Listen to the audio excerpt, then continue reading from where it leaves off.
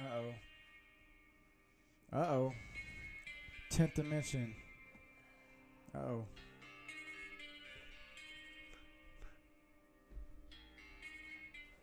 I just thought that we should have some... Your stupid ass notification ruined the whole song. I know. I love that song. I love Bullet from Valentine.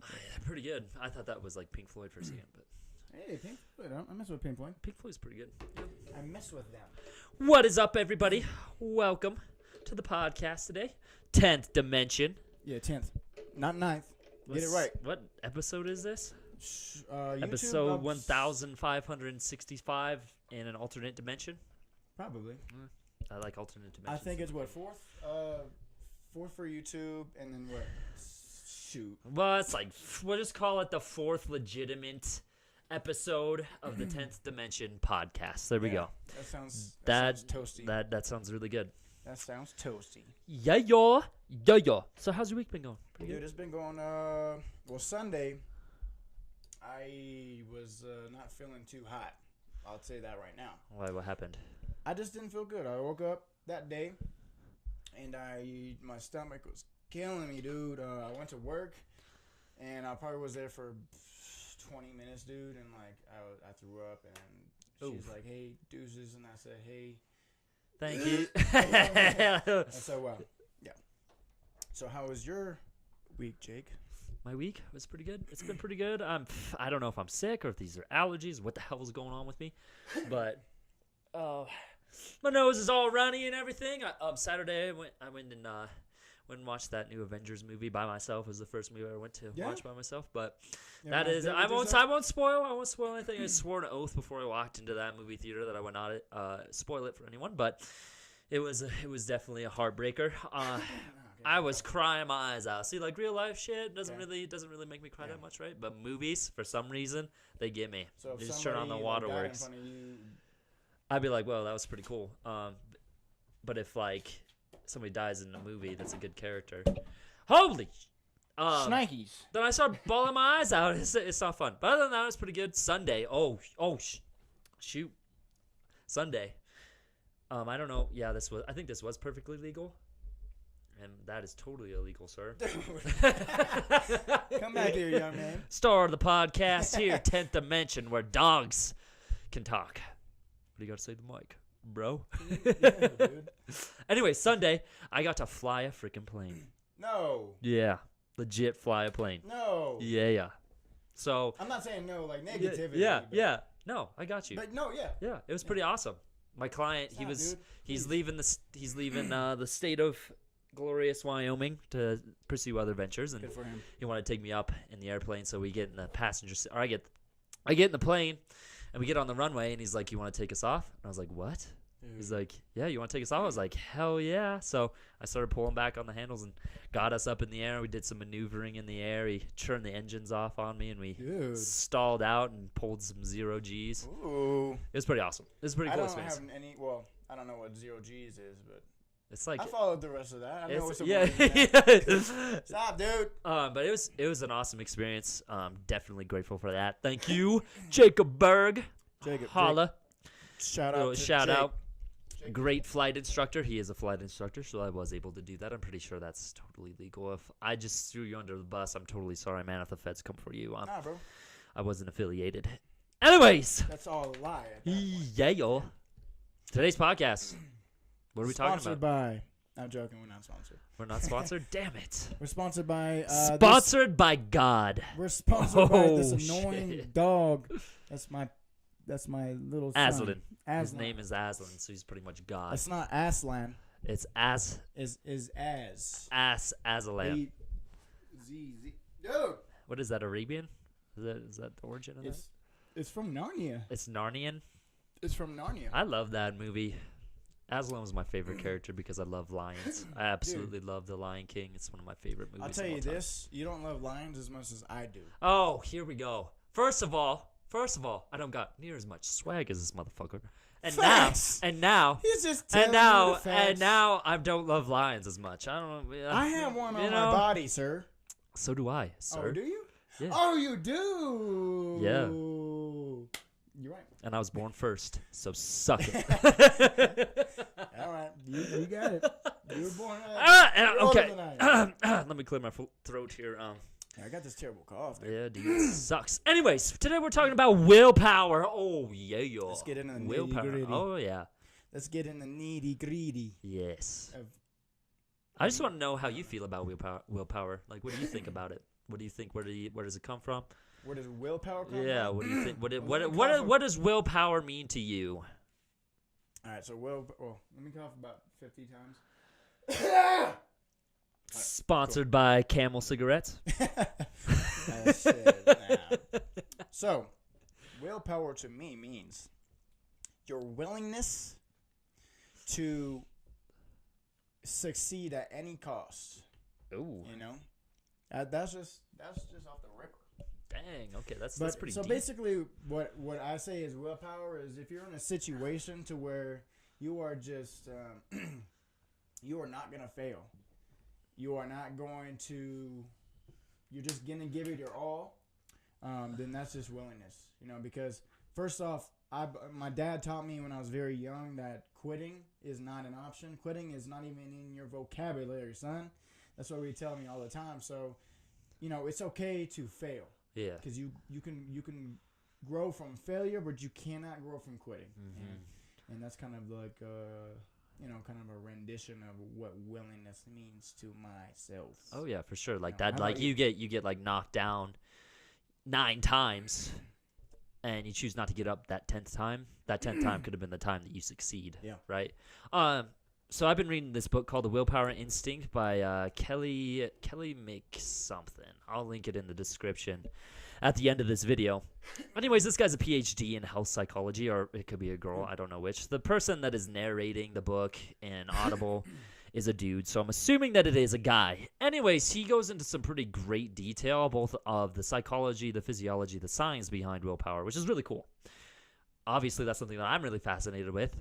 But anyways, he talks about like the prefrontal cortex and how, in an evolution standpoint, the prefrontal cortex was one of the last things to develop in an individual. So the prefrontal cortex is essentially stacked upon all of our instinctive and primitive desires and impulses. So it's like we're battling two minds. We got the impulse, which is, the impulse to eat shit food or sugary, fatty foods. And that's from a survival standpoint, at which if I eat this, then it means I'm going to be able to store that much energy in my body and be able to survive that much longer. That's what the impulsive reaction or the instinctive reaction means when it comes to an impulse. And then you have your willpower, your self-control, which is if you eat that, piece of cheesecake in today's society, then you're going to get fat, have diabetes, and you're going to die. You're going to lose a couple limbs before that, and then you're going to die. That's if you eat one piece of cheesecake, just so you all know. I don't think you knew that, but as soon as you eat one piece of cheesecake, you immediately manifest You're dead. Diabetes. Diabetes. Anyways. You're talking about diabetes. Hey, diabetes. Diabetes. There was a commercial. It was a long. What was that insurance commercial you're talking about? Yeah, it was a long time ago, and this guy's like, I have diabetes. Bro. Does he do the mesothelioma one? I think he may do the mesothelioma one too. I've got diabetes and mesothelioma.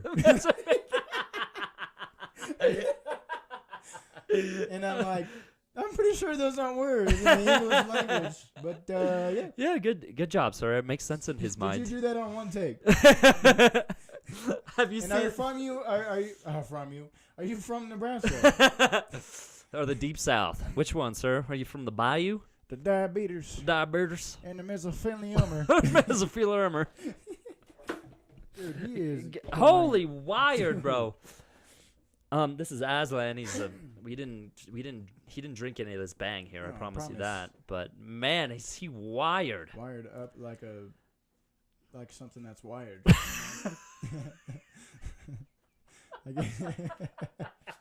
I couldn't think of that was good. That's pretty good. I mean, there are wires and wired things. So, what are you doing?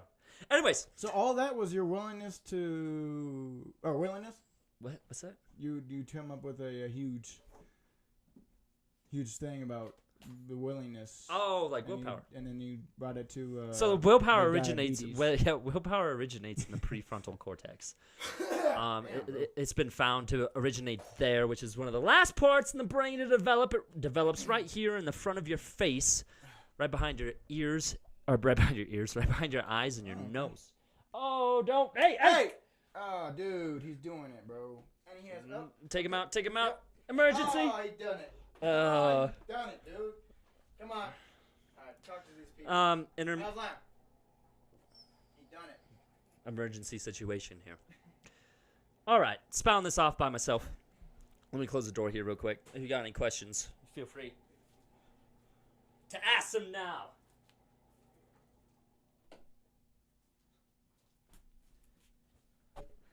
So I would like to talk about some personal issues that I've been having. I can't seem to break my habit of sugar. Okay, so anyways, prefrontal cortex. This is where willpower originates from. It was one of the last parts of the brain to develop in human evolution.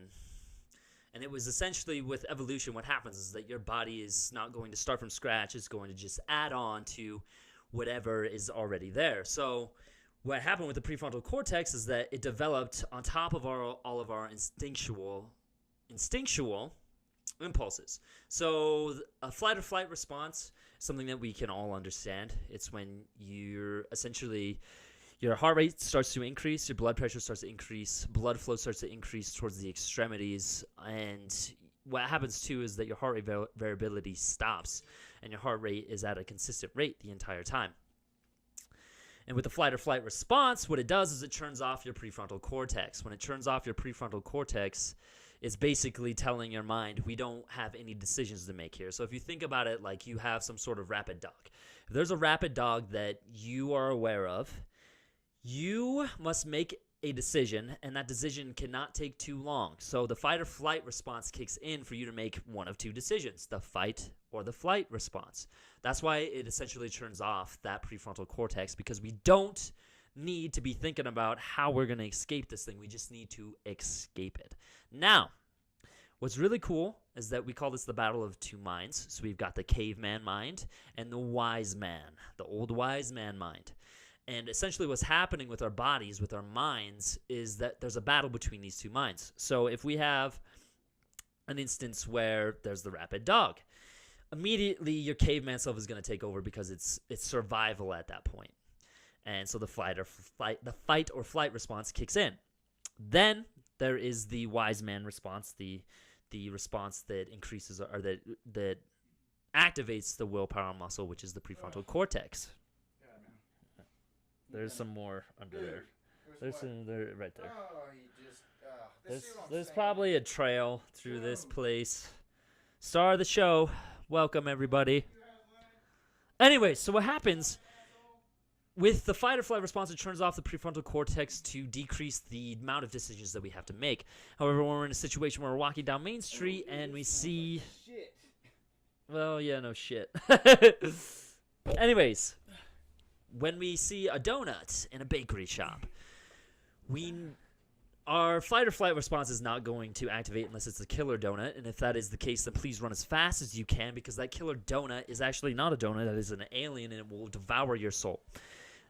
But if it doesn't have teeth, what's going to happen is that our instinctual impulse is going to kick in. We're going to crave that donut, that sugar, that fat that's in that donut. We're going to immediately want to devour it. So what happens on a physiological standpoint is our blood sugar lowers because the mind is anticipating us devouring that donut from our caveman mind. Now, there's a second thing that happens, and this is the opposite of the fight or flight response, and this happens in the prefrontal cortex. A psychologist out of the University of Kentucky actually studies this. I can't remember what her name is. Susan something. Anyway, she's out of the University of Kentucky, and she calls this the pause and plan.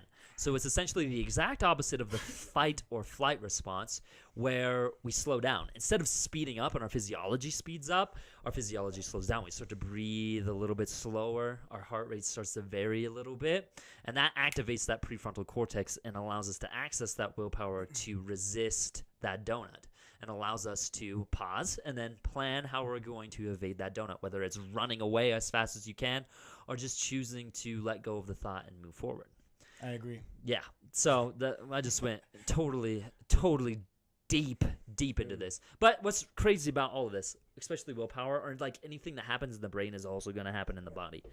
So like I was explaining to our audience here, the fight or flight response, is something that happens in the brain, but it also happens in the body. When a fight or flight response happens, all this crazy stuff starts happening with our physiology. Same thing happens with willpower.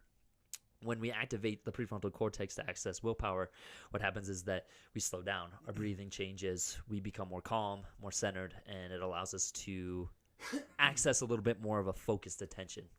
Well, I feel willpower could also be a decision.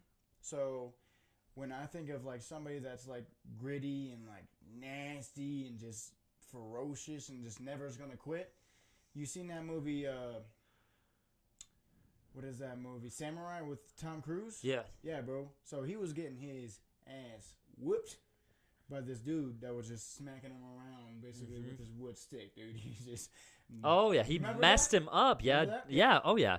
And basically, dude, he wasn't quitting, man. No. And that's willpower to me. Oh, yeah. Like, dude, if you got my man respect if I see you just getting whipped. And you keep getting back up. Yeah, bro. Don't give up. At that point, you're just like, you don't even want to fight the dude no more. Oh, yeah.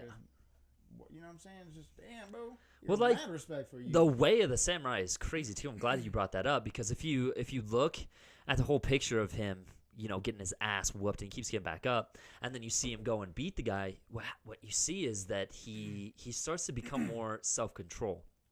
So to me, willpower is self-control. Yeah. It's being able to control yourself and be able to control your desires, being able to control your actions, being able to resist procrastination, things like that. And so you notice with Tom Cruise in The Last Samurai, he starts meditating, right? Meditation is one of the most immediate ways to access more willpower. It's the craziest thing. And the worse you suck at meditation, the worse you suck at meditation. The more you suck at meditation, the better it is for you, because now it's allowing you to apply it to a real life standpoint. So say you suck at meditation, you're trying to keep your focus on the present moment and on your breathing, but you keep getting your attention pulled away. Well, now you can expand your awareness to situations in your day-to-day life. Now you're becoming aware of it. So when it comes to self-control, the first step is self-awareness, because you don't know what you're supposed to control if you're not aware of that very thing that you should be controlling, right? Yeah. So that's where self-awareness comes in. So when you become self-aware of the fact that you need to control your urge of drinking a whole fifth of whiskey, and you become aware that you need to control that, then guess what? You're going to start finding ways to control that. But it's a consistent practice, and consistency by far is the number one rule to any sort of success with anything, especially willpower. The more consistent you are, the more efficient you become at working that willpower muscle of the prefrontal cortex. Like I was talking to you earlier today, when you work the mind, when you work the prefrontal cortex, when you work your willpower muscles, it's more of the brain, your brain will start to adapt. It will start adding more gray matter. It will start adding more neural connections that access that portion of your brain that is willpower. And another crazy thing is like if you get wasted drunk. When you get wasted drunk, it actually starts to turn off that prefrontal cortex, which is why you become more impulsive as you get more and more drunk, right? So like, oh, that girl is so hot. And your friend's like, no, don't do it, man. Don't do it. She's not, no, you're going to regret that. That's a dragon, man. I know you got to slay a few dragons before you reach the princess, but that's a straight dragon you should not slay. Anyways. Slam. So anyways, hold on. So I just missed a nugget. So I'm gonna go pick that up. And oh my gosh, that's disgusting. Dude, I'm sitting there smelling it, and it's just. I'm sorry for the individuals that came in on this podcast right now. We got a very shit literally just hit the fan. Shit hit the ground, and it smells like. Hit the ground or the fan or something like that. I don't know what's even going on anymore. Hit the sham? Fit has hit the sham. Fit has hit the sham. Yeah, that's right. There's a fan. Okay. Let's get in here. Yeah, cool. Okay, biggest struggles. Your biggest struggles with willpower. What have you found that has held you back from accessing willpower? Probably too much thinking. Overthinking. I mean, I personally have a problem with overthinking things. And when you start overthinking things. You're spending so much time kind of thinking about it instead of doing it. Yeah. So Like taking action. So like just imagine, like, obviously you have to think about certain things that that you need to do. Yeah. So like saying, for instance, like I don't know, like quitting. When you refer to willpower, it's just not quitting. You just won't give up, and you're striving, and even though you fail along the line, you're still not willing to just give up and quit. And sometimes quitting is kind of a broad statement, because the term, you need to learn when to quit.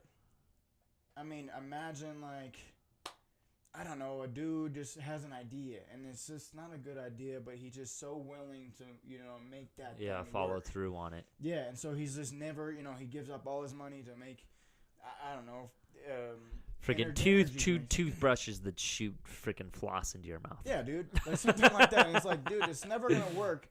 But at the same point, he's like, quitting is not in my vocabulary. Yeah.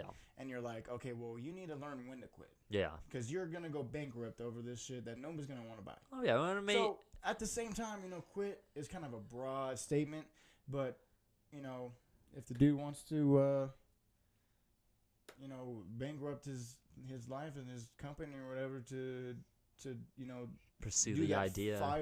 final failure, go after it, dude. But at that same point, it's like, I mean, you need to learn when to count your damn chips. Yeah. And just And cash out. That doesn't mean you're quitting. Oh no, I would say that it's more about like it's oh yeah, well I would say it's taking a break and then reevaluating what you're doing and seeing what you can fix, what you can make better, or if you need to discard the idea entirely. There's that saying, many different artists and writers say it. It's you'll have 100 bad ideas before you have your first good idea. Exactly.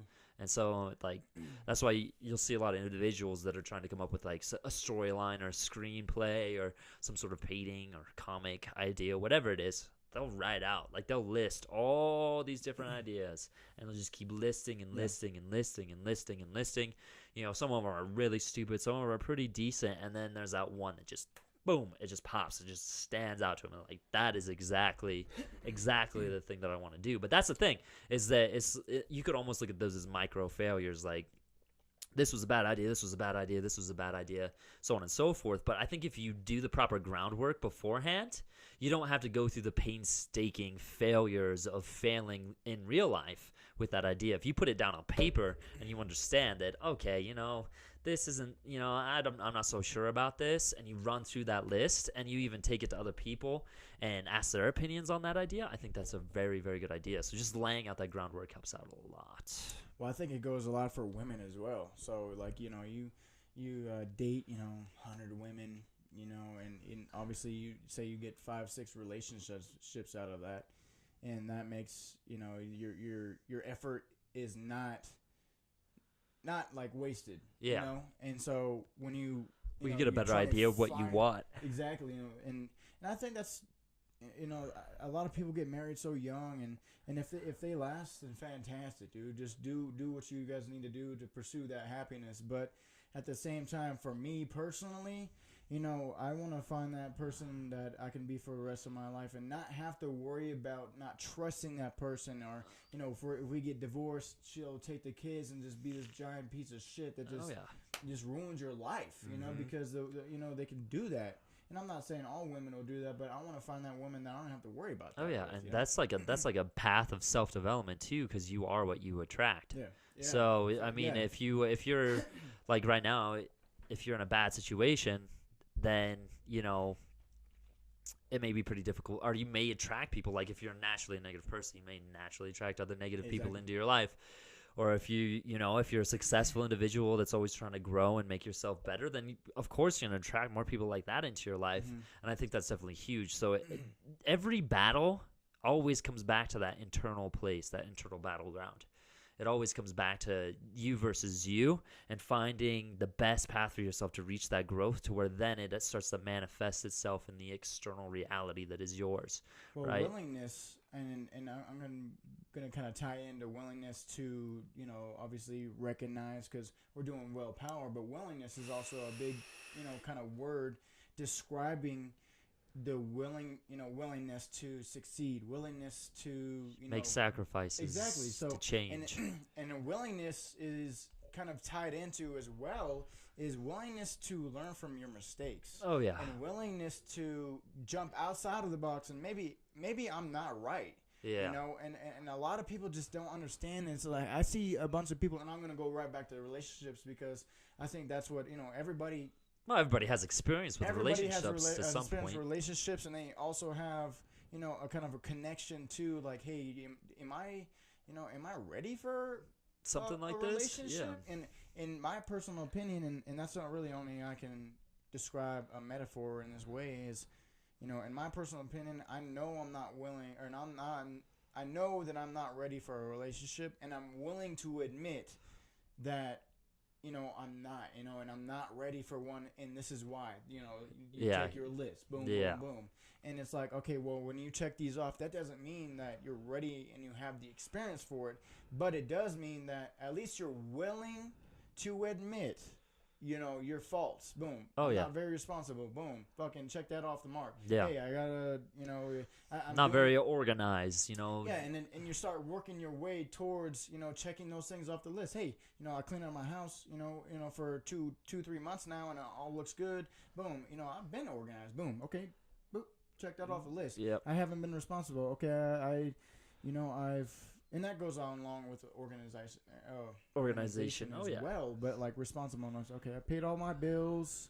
I haven't missed a payment. I put money in savings, and that's just financial world. But that also means it could go into everything. Exactly, Responsibility. and then boom, you check that off, and okay, well, that doesn't mean if some girl or some guy comes into your life and now you're ready for, or still not ready for that relationship, doesn't mean you can't take a swing. Oh yeah. But at the same time, you got to be willing to admit your faults, willing to kind of step outside the box. Hey, am I ready for a relationship? Oh yeah, like self-reflect, and like to add on to the whole responsibility thing, I would add to another thing to that would be like taking responsibility for your actions and for your faults, right? That's the biggest one. Yeah, and that's definitely one that I think a lot of people have to come to terms with before they can make that step into a lasting relationship. Is taking responsibility, because so many people like to point the finger, and then it ends up turning into a fight because one person won't accept responsibility for the thing that they did wrong. Absolutely. And then like it just becomes a battle of pride. And that's a big thing too, is if you're a prideful individual, you're going to attract that kind of person into your life, and then you're going to be butting like if you choose to stay with that person for the rest of your life or try and make it work for as long as you can, you're going to be butting your heads together a lot unless you both can accept responsibility. So there is that potential to grow together. Yeah. What was I going to say? So with that whole like self-reflection type stuff, right, where you're zooming out and you're looking at all your faults and the things that you could fix and the things that are not great about you, essentially your weaknesses. I always like to look at other people's stories, like bibliographies, or go and talking to like homeless people on the street and just trying to understand them. But it's more than that, because when I read, so there's an individual. He was a Jew. He was in the concentration camps. And man, they obviously they got treated like crap by a lot of people, and he made the conscious decision to change how he felt about the situation. He's like, I don't have the freedom to choose what happens to me, but I do have the liberty to choose how I feel about it, right? So he chose to be happy despite the fact that he was starving, despite the fact that he was essentially being tortured. Yeah. What he'd also do is he'd also zoom out and he'd look at the bigger picture. It's like, when I'm out of here, I'll be teaching people this very thing that I discovered in this concentration camp about the liberty of how I choose to feel about things. So when I look at that situation, I'm like, this guy has faced some crazy adversity. He's been through some crazy stuff, and he probably wishes for the opportunities that I have today. And what am I doing with those opportunities that this individual, when he had none, made something happen out of it, right? He was in a concentration camp with no hope. He didn't know if the war was going to end or if he was going to survive or not. He was just going day by day, choosing to be happy. And what do? I have first world problems where if I miss an episode of a show, I lose my shit. And it's like, okay, that's where that self-reflection always comes in handy, especially when you have it to compare to other people that have had it or have it worse than you, because then it's like, oh man, this person had it way worse than me, but they chose to be happy despite all of that. And like, that's huge for me. And like, you can even take it to homeless people. That you go and talk to a homeless person on the street, and it always forces you to reflect on yourself. It's like, this person's stuck in apathy, and they're accepting things that they could potentially change, but they're choosing not to change it. And for some, it may be different because of mental illness. I will say that.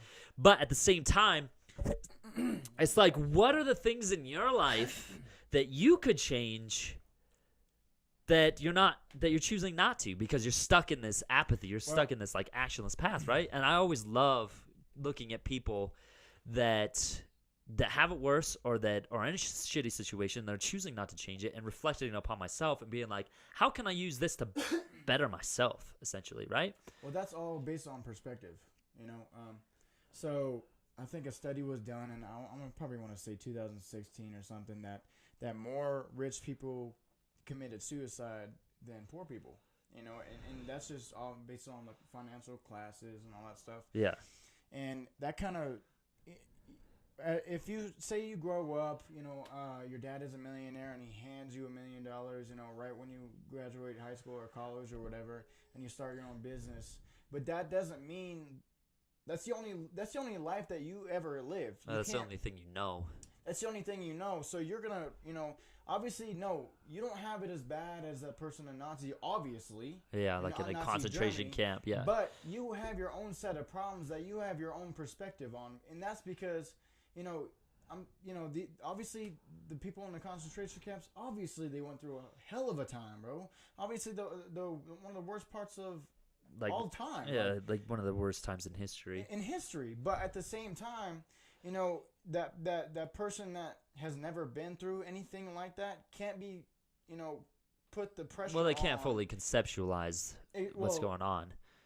Well, what the point I'm trying to make is like the perspective that person has, he's going to compare, his problems, not to that situation, but he's going to have it in his mind that these are my problems and this is how they affect me negatively.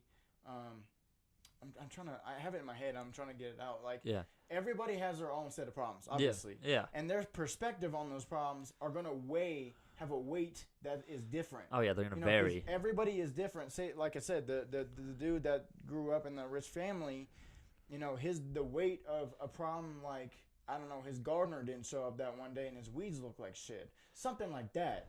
That weight might be the equal to me not even eating that day because I couldn't afford food. You see what I'm saying? Obviously, his weight of pressure is going to be. Now, I'm not saying it's going to be the same, but what I'm trying to make the point of is, like, that might be the. Well, like his amount. perspective is Exactly, like that same amount of stress, right? Exactly. That's what. That's perspective. Oh yeah, for sure. And that's what his perspective. I'm not. Obviously, that's a fictional fucking character. Yeah. It's not Donald Trump Jr. or some shit. Donald Trump Jr. He does have that problem. I was gardener for a while, and then he pissed me off, so I didn't show up. I Anyways, was gardener and I did not show up. Yeah. He had stress. Yeah, screw him if he sees this. Yeah, suck it. You never getting your bushes trimmed as good as I trimmed them. And your mom's not getting. Okay, we're going. I see where you're going with that. Yeah, I like that. I was instead of the pool boy. I was the gardener guy. The GG. Okay. But with that being said, I think that too many people are focused on their small little picture of life. Yeah. They're so concentrated and so self-centered and absorbed into the small picture that is them. And if you don't choose to expand out and expand your perspective to the bigger picture, that is everything, that encompasses this entire world and even this entire universe, if you don't expand out and choose to view things from other people's perspectives and choose to keep an open mind to those things, I think it's going to hold you back a lot. And I think that's probably why a lot of people kill themselves, is because they have no idea the gravity of their situation when it's compared to somebody who is starving, when it's compared to somebody who is being tortured, when it's compared to somebody who doesn't get it nearly as good as them. So where a situation where a gardener doesn't show up to trim your bushes may feel somewhat similar to somebody who doesn't get to eat that day, at the same time, when we look at it from a objective perspective, obviously not eating food is going to have the greater weight. Yeah, because now it's going to be about survival, right? It's going to have the greater weight, but at the same time, that person that's a millionaire has never experienced those problems, so he's not going to know how to deal with those. Oh yeah, for sure. See what I'm saying? Well, like the person that probably hasn't eaten, say that person didn't eat Wednesday last week, now they're not eating Wednesday this week, they already know what it feels like to not eat. Yeah. So their stress level isn't going to be as high because they already know what to expect. Yeah. You see what I'm saying? Oh yeah, for sure. That's my point. I was just trying to get it out. Oh yeah, for sure. Like expectation. Exactly. Versus reality. And what I really want to, the point I really want to drive home tonight in that, and if we're going to use the willingness and the perspective and stuff, is just imagine that person in Nazi Germany going in a concentration camp, and he has a positive mindset.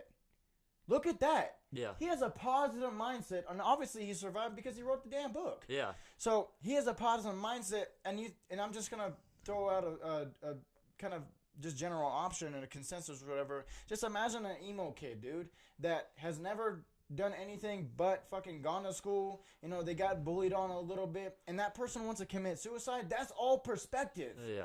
And if you don't have a positive perspective on life, bro, it's over. Oh yeah. Because you don't even know what that person went through in the concentration camp, but they have a positive perspective. But you're an emo kid that listens to Bullet from Valentine, cuss themselves. His name is Kyle. His name is Man. Cat. But they cut themselves and stuff, and what do you even, what I'm saying? You don't even realize how fucking good you have it because your perspective on life is focused on your small little picture. Is focused on the negative. I got you. You see what I'm saying? Yeah. I would. So let's get a little debate going. Yeah, dude. I would challenge that and say, with a positive mindset and being optimistic, or overly optimistic can also be another one.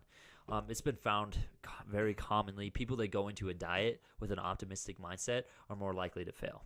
And the reason is because when something goes wrong, when shit hits the fan, they don't expect it because they're automatically thinking that things are going to go right for them. And when something goes wrong, they don't anticipate it, so it increases the chances of them likely to give up. So, and the same thing with this guy that was in the concentration camps. When he went in, he was not in a positive mindset, and so when he started going through all the crap, he just made the choice to change how he felt about the situation, right? I wouldn't say that it was necessarily him keeping a positive mindset, like tomorrow's going to be a better day, or like I'm going to make it through this type stuff. It was just, I'm getting shit on here, but that's okay. I'm going to feel good anyways. So that's kind of the stipulation there, right? It's accepting reality and choosing to be positive about that reality, opposed to having a positive mindset and then having reality happen to you, and then it challenges that positive belief. So it's kind of like not knowing the challenges of ahead and still choosing to be positive, opposed to knowing the challenges of ahead and knowing how hard those challenges are going to be, and despite all that, choosing to be positive. Do you feel like a positive mindset is a flip of a switch? So I wouldn't say it's a flip of a switch. It's if you think about it, it's definitely not a flip of a switch. Well, because you have the decision every single day to wake up and think positive or think negative. Oh yeah, and that's where that willpower. So is that a flip of a switch at that point? Well, like when you wake up and it's like, oh, okay, I'm gonna feel good today. You know what? I know I have cancer. And this is obviously just a wide metaphor, but I know I have cancer. But today is gonna be a good day. Boom. Is that a flip of a switch, or I have cancer, I feel like shit, but I think today's not gonna be a good day. So is that a flip of a switch, or is that your mind kind of like? Well, I would say making thoughts about your day, not even just day, but like making like a decision based on what you're thinking at that moment. I would say that it's about it's about no matter what happens, I'm gonna feel good. If today just sucks, I'm still gonna choose to be happy. Yeah.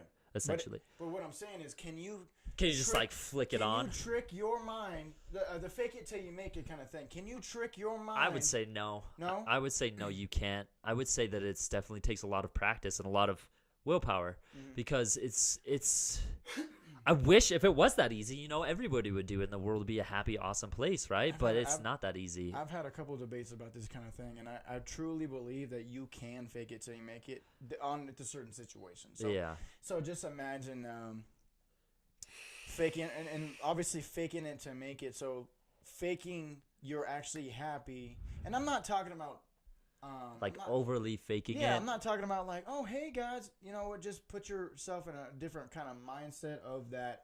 Hey, you know what? I need to be more positive. Yeah. So you start, say you don't want to go to school, and that kid or that grown adult, because I'm a grown ass man and I go to school. Hey, I don't want to go to school, but I'm gonna be happy. That little 6-year-old's gonna steal my lunch money. But say I want to, go. I don't want to go to school that day, but I'm gonna be happy anyways, and I'm gonna fake being happy, and put myself in a different kind of mindset. But I guess that's a bad metaphor. We kind of see what I'm going with it. I see what you're saying. So it's kind of like you're faking being happy until you actually become happy. Oh, got you. But I would say that wouldn't even be a flip of a switch, though, right? Yeah. Because you're still having to go through the freaking mud and crawl your way out, and then it starts to happen. I wonder if that's actually a personality trait that somebody possesses, because I feel myself that I can do that. I doesn't mean I can fake it till I make it, but I feel like if I have a positive thought, or if somebody makes me laugh during a shitty situation, then I can actually be happy. Not truly happy, but like in that one moment, I experience happiness. Yeah. Oh yeah, for sure. It's kind of like that person that gets up and makes their obituary to somebody that's dead at a funeral. Yeah. And they throw a joke in there. Everybody's going to feel happiness at that moment. But then, the overwhelming big picture takes over again. Yeah. And, it's back to where it was. But when it comes to the faking it till you make it, like I said, it's kind of like a grind. And there's actually, it's in how to influence people and make friends. It's by, who is it? I think it's I can't remember who it's by. Anyways, he talks about this individual. He was a middle-aged man, nuclear family, just your typical guy, office job, family of 4, whatever the hell. And he was just a miserable dude. He just would wake up and he was angry all the time, and he was ungrateful, and his wife took care of him and his kids were good, and he just was angry all the time. And then he made the conscious decision to wake up every morning and just smile. Despite how he was feeling, he was just going to put a smile on his face. And he did that every single day. Well, what he found is that at first it was really, really tough. It was really tough to make that smile happen. But then the more and more he started doing it throughout the day, and the more consistent he was day to day to day, the more and more happier he became. And Tony Robbins touches on this quite a bit too.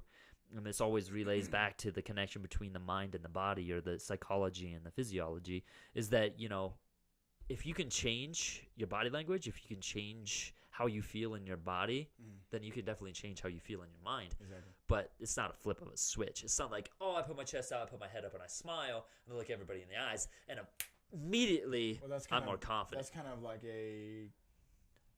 fake. Well, yeah, that's a fakeness. Yeah. And that's a fakeness, or that's temporarily. Oh, yeah. Temporary.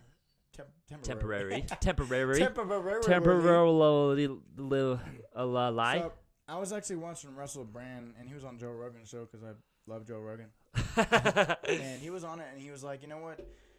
To change kind of my way of thinking, I started appreciating, I would go to bed, and I would think about everything that I'm appreciative of. Yeah, grateful for. And you're grateful, and I'm grateful for. So I need to start doing that, because sometimes I get down on myself, and I'm like, my finances aren't right. I'm struggling. I'm working all the time. And, well, thank God. This week I picked up another job at the airline. Nice. So there's another job I'm doing. Yeah. So I'm working all the time. You know, the finances are not right. The government isn't paying me. Damn you, Obama. Damn you! Damn you! Obama's not even president anymore. The government isn't paying me what I need to be getting, even though I served 6 years in the military, and I'm pretty mad about it. But hey, dude, I'm living on this earth, dude. I'm breathing. You're alive. I'm coughing. You know? got your pops. you you got the gorgeous Jacob, who's your friend or halfway your friend. Whoa. I'm just kidding. Halfway. I'm just kidding. I love you. You're like a brother to me. I would sacrifice my body to save your life. Truly. Ooh, okay. Getting all Jesus So guys, Christ over here. So if you guys want a piece of Jake, You got to to go save through Kyle. sacrifice his body for me. Please don't. I'm a virgin. Don't push me into a volcano. I don't like that. That scares me. Oh, It does. that'd be a way to die, though. I would think That would suck. skydiving on the back of a shark, a great white shark, Okay. with a laser beam attached to his head, Okay, strapped to a nuke all right, into a volcano. Best way to die of all time. dude. Prove me wrong. I don't know, man. That's a good one, bro. Somebody's be like, skydiving on a T-Rex with a freaking 3 nukes, and you're shooting a machine gun, and your balls deep in the T-Rex, and you fall into balls deep? yeah, So you fall into a fire tornado. That'd be cool. Yeah. That'd be What's a that? good- What's that? What's That'd that? be a good way to go, bro. What's that against humanity? The Cards Against Humanity card is my favorite card. It's the balls deep in a hug while shooting a gun in the air or something like that. I can't remember. Maybe you guys can help me out. You don't play. I mean, I've played it before, but I've never seen that. Did You've somebody, never like, seen draw that card? on? That card, Dude, I get that card every time. So there's some of them that you can make yeah, and no, actually no, write on yourself. no. It was definitely. Those a are card. dirty, bro. You can Those get real dirty. Yeah, bro. You can get real effed up, man. If you want to know somebody, like you truly want to know Yeah, bro. somebody, Let 'em you play play Cards Cards Against Humanity. Yeah, with your own And cards. then you just like test everybody. That's my favorite thing is like testing everybody, see what kind of sense of humor they have. If they're like more practical, or if they're just as fucked up as I am. Yeah. So I'm like, Savagery, bro. yeah, like Obama. What did Obama do to save the United States of America? And it's like he just burned a bunch of hungry orphan virgins. And if that person laughs their ass off like this motherfucker, then I know we're gonna be friends because that's my sense of humor. Yeah, bro. Yep. Did you? Because it's I put them in a case. Okay. But I mean, like, I like the kind of sense of like savagery because it's not serious. Oh yeah, You know, well it's like people get all buttered about like, okay, well you just said some inappropriate shit, but at the same time you're not serious. yeah, exactly. So people just need to realize, like, calm the fuck. calm down. Come on. I'm sorry, I ain't PC. Come on. Get off that PCP because I'm PC. Okay. But you know what? Come on. Yeah, it's like a Whittier style of humor. I love Whittier style of humor, right? That tongue-in-cheek type shit. I love it. It's my favorite. Hopefully I can get somebody at the other side of the phone just like, you know what? He's right. Come on. Come. I Just- feel it. And get the whole country to just be like, I feel it. Come on. Come on. You know some motherfucker's gonna fucking take that out of context. Yeah, come He's on. gonna be coming on and everything. He's like, come on, what? Like, just come on. I don't know. I had a really good thought and I just totally like forgot about. Come on. Oh, sorry. The Russell Brand thing and like being grateful, right? Yeah. Everybody's like every single coach, every single like individual that is successful. That's like the number one recommendation. I was like, write down 10 things that you are grateful for, like on a piece of paper. But now we're back on track. This is the thing that I wanted to talk about. You got that So this is real where it time. gets real fucking tribal. We're gonna get voodoo. It's gonna get all weird. We're gonna get all hippie. I don't know how hippie and voodoo and whatever else Get I in the said. weeds, dude. Yeah, let's get Get in the right. weeds. Let's get right in there. Let's get Get in there. let's get the weed whacker out The nitty and let's gritty. trim those bushes. Frickin' Donald Trump. Anyways, Junior. Sorry. Does he have a Junior. hot wife? Is his wife hot? I bet she is. You know, that's Probably. Why would they not? Yeah, You know what I'm saying? exactly. At Yeah. that point, Yeah, I mean, like when you you're. can make anybody. Yeah, hot. yeah, That yeah, might- yeah, exactly. Like here, But how Yeah, I'm old gonna is hit you. Melina? Or is that her name, Melina? I think she's like Melania. Melania. No, not Melania. Margarina. Margarina. No, but Melina. I don't fucking know. Bellini or something. I don't know the first lady's But name. she a good looking woman. Oh, heck yeah. And she old. So. Yeah. Well, she's not that old, but she's. Was she like 70? Well, she ain't 70. She's like 50. She's maybe 50. Really? I bet she's like 40, dude. Yeah, maybe. Yeah. How old is Trump? Donald Trump's like fucking 70. Yeah, 70. 72 or But something. she's got longer. Yeah. Oh yeah. Man, that's some old balls to have on your face. That's gross. Sorry. Sorry for throwing that out there, dude. Played my trump card. Sorry. Hey! Okay. Irony. Anyways, so when it comes to like the whole positive mindset, yada yada yada, there's that manifestation idea. So whatever you think, you manifest. Whatever you are, you attract. So if you're a positive individual, you're going to attract positive situations into your life, right? Which can kind of contradict what I said earlier about positive people are more likely to fail given certain tasks because the expectation doesn't match reality. But at the same time, if there is that chance to where you are staying positive and you manifest a positive outcome later on in your day, then awesome.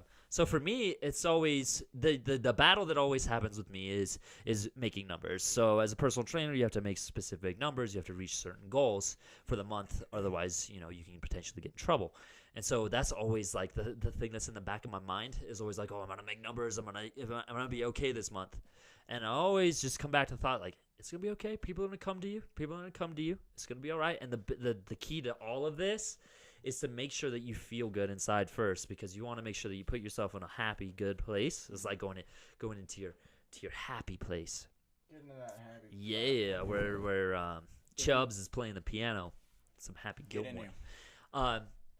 Anyways, you want to make sure that you're happy inside first before you just start creating the thoughts that are ultimately going to manifest themselves later. So I always tell myself it's going to be okay. People are going to come out of nowhere and they're going to help you out, and they're going to want your service. They're going to want your help because you're an awesome person and you're going to be okay. And like, it seems every time I choose to make that happen, people just like, I don't even anticipate it. I don't plan for it. There's no willpower. There's no energy that I'm putting toward that certain situation.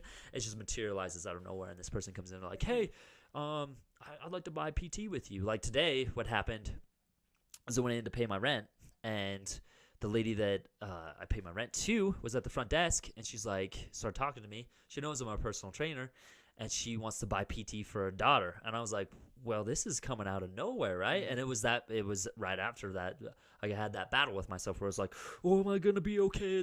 Am I going to reach numbers? Oh, I got to work my butt off. And then I was like, it's going to be okay, dude. Everything's going to be fine. Everything's going to fall into place. People are going to come out of nowhere, and they're going to help you out. As soon as that happened, boom, it almost happened. It happened probably an hour after I'd started thinking that way. And it's crazy because you can even test it out yourself. And this is going to sound even more wild, but I'll be driving in traffic just to test it. And I'll try and put myself in that happy place. And I'll be like, this person's going to turn right. This person's going to get out of my way so I can, get to work on time, or so I can get to work faster. It's weird when it happens because, I mean, it's not 100% of the time, but when it does happen, you're like, maybe this is real, and there's always that thought too, because you can't really prove something like this with science, right? That's really tough to do. And some people are so practical that it's all about that. But when you choose practicality, you solely rely on logic and practicality, you sacrifice that imagination, that creativity, and that possibility that we don't know about. And so if you choose to just, it's all about the science, it's all about what's been proven with evidence, yada, yada, yada, now you're neglecting yourself the possibility of an entire new realm, an entire new way of thinking, an entire new way of doing things. And I think that definitely hinders people. That was what was awesome about bodybuilding when it first started, was people were trying everything under the sun.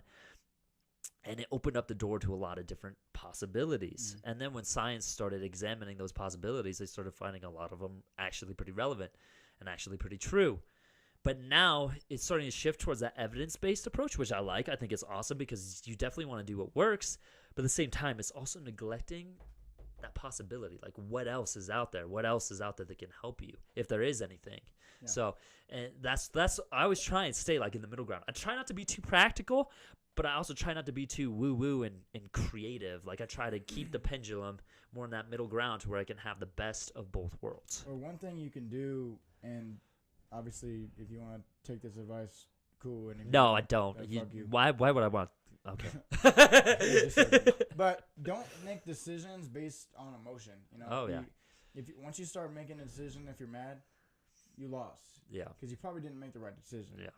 And don't make a decision when you're too happy, because that can persuade a different outcome as well. So you might not make the right decision. So kind of get level-headed. Oh yeah. You know, when you're making decisions. And to key on that that traffic thing, you're in the Matrix, sir. Yeah. Do you realize this is a game? Mm-hmm. Life is a... No, I'm joking. Well, no, It might I be, mean, I don't you could view it that way. There's nothing wrong with having that perspective. No, it's like it's like I'm playing a game. I'm a player in a game. Yeah. What like it can definitely help you detach yourself from the bullshit of this world. Well, I mean, shoot, if you look at life like that, I mean, the rest of life wouldn't even be it wouldn't be serious. You know, you wouldn't look at life like it's actually everything around you could affect your life in this way. And That is true. Like which you're almost is you're a like positive, well and like it's also a negative because Yeah. then you start you don't get dabbling in some yeah, like whoa man, I'm tripping my balls. This isn't life. But like if you think about like Buddha and Hinduism, like they're all about detachment from reality. They're all about being detached away from everything. And I think that with everything, there's always a middle ground. Like you can't, like you could have the best of both worlds, but you're going to neglect that other world. So I think there's specific situations where, remaining detached is going to help you out a lot. And then there's specific situations where if you're remaining detached from it, you're not going to get the full experience of what that is. So for example, say you're out in the wilderness and you're standing on this cliff and it opens up into this beautiful valley. The sun is shining just right. There's no wind. The temperature is absolutely perfect. And you're sitting there like, I am completely detached from reality. I don't feel anything that is happening in this world right now. And it's like, dude, look in front of you. There's a freaking bald eagle flying through the air while the sun is shining. There's a rainbow going over the top. There's a shooting star. There's a freaking gold nugget right by your foot. And you're remaining detached from something that awesome. So Dude, that's the middle the ground. bald eagle got a Jimi Hendrix face and he's playing guitar, bro. Yeah. Well, I was going to say, like, the crickets are chirping in the perfect rhythm of the drums, you know? Yeah, or like, you know, so you're standing, like, in front of, like, a stage. Yeah. And Leonard Skinner's on, bro. And I'm hammered. No. Okay. Jesus is playing lead vocal for Leonard Skinner. And I'm just in the crowd. Hammer drunk. Hammer drunk. I love Baby Jesus. I love Baby Dude. Jesus. I love that movie. It is very, very funny. But we're going to have to wrap this up, guys. Yes. So I appreciate you guys watching. We love y'all. KT Fit 42. And I'm adding Big Dreamin' Apparel.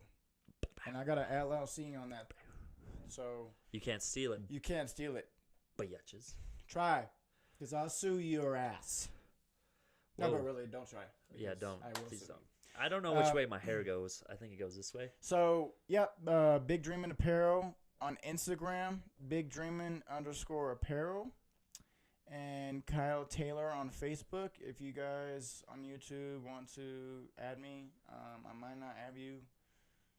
Just message me or something and say, hey, you know, I think you are pretty decent kind of. Like, I love you. I want to put it in your butt. Type thinking. Don't say that. Okay, sorry. I don't. I would not accept your friend request at that point. Yeah. Don't say that to me either, because I don't go that way. I mean, unless you pay me a lot of money. If you want to go that way, go for it. But it's not my life. Sorry. You gotta 100 G's. 100 G's. I may do that. Yeah. Dude. No. You can't. I'm joking. You cannot tell me. Ah! This guy's like, hey, make out with me for $100,000, and he gives you the $100,000. Well, he gives you half the $100,000. What if? And then you make out with him and gives you the whole. Like, you can't tell me you would not do that. What if he put it on the podcast? What do you mean? Like. What if he put you making out with him on the podcast? On the podcast, I got $100,000. And people are like, "Oh, he's very open-minded." I guess so. He's okay with his sexuality. That's what they would say. They'd be very positive. And then it would be positive. but then there would also be those other people are like, "You faggot." also be on the other side of the gym. You be like, you kiss a dude and you liked it. But I didn't say I liked it. Instead of that, I was kind of flipping that Katy Perry. Yeah. No. I kiss a dude and I liked it. I got you. Taste But, of his beard and chapstick. You know what I'm saying? That was good. I'm That was a going good off the parody. cuff. You know what? We're no longer a podcast. We're going to become a cover band, and we're going to parodize. Katy Perry. We're going to parodize every Katy Perry song. All right. Well, thank you guys. Yeah. Wait. What the f? You freaking jerkwad. Yeah, we're done. See you guys. Jerkwad. No, go do your thing. No, it's too late now. No, do your thing. It's too late. Man. What's up? Jacob Preston Fitness, Instagram, and Instagrammies. YouTube. That's where I'm at with Jacob Preston Fitness. Facebook, Jacob Preston online trainer. Like the page, follow me, subscribe, do all that fun stuff. Subscribe to 10th Dimension Podcast. Please. Comment, Please. let us know what you think. We appreciate the audience. We appreciate all of you, and I hope you're ready for some awesome growth. This is just getting started. We are just getting started, guys. Leave a comment. Like you said, hit that subscribe button. If you want to hear more about big dreaming, because everybody needs a big dreaming shirt on. And why don't you? Because you haven't bought one yet. I accepted the challenge. Well, I have to buy one? I thought you had given me one. Yeah, I would give you one. Gosh, dang. But for a small price. Okay. Well, I love you Of guys. $15. Son of a bitch. No, that's what I'm just joking. I'm gonna give you one. Obviously. Wait, no, you're not. No, you're not. I'm gonna give you one. No, I'm gonna pay for it because if I don't pay for it, then these guys get mad because I have to pay for it. So yeah, That's true. yeah, I'll pay for it. It's okay. All I got the money. In secret. All 'Kay. right, guys. Thank you. Boom, boom, boom, boom. Love Boom, you. boom, boom. Bye. Thank Love you. Facebook. Bye. Love you. Bye. Love you. Bye.